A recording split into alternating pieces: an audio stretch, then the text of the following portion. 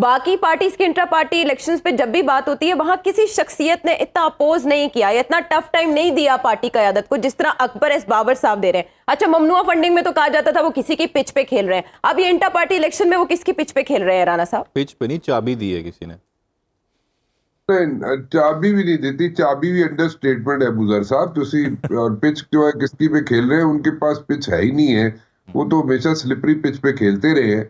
लेकिन एक और आपने सवाल किया था, ऑब्जर्वर्स की बात की आपने। ऑब्जर्वर्स जो है, मैं आपको ये बता सकता हूँ कि ऑब्जर्वर्स जो है पाकिस्तान में पहली दफा, लेकिन पहले तो आपने देखा तो ऑब्जर्वर्स आते थे इलेक्शंस में, आके देखते थे, ऑब्जर्व करते थे कि जनाब किस तरीके से इलेक्शंस हो रहे हैं, कहाँ पे उसमें फ्लॉज हैं, और उनको आइडेंटिफाई करते थे और उनको जनाब बताते भी थे, अपनी रिपोर्ट्स फाइल करते होते थे।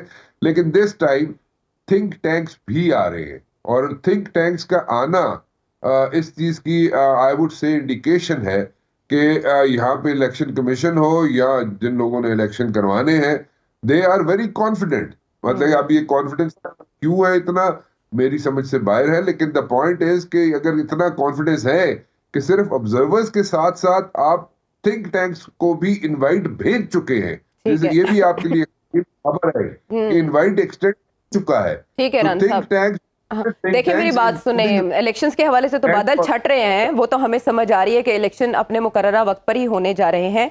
बात बल्ले के निशान की है बैलेट पेपर पर, हमें उसके बारे में बताएं राना साहब कंफर्म।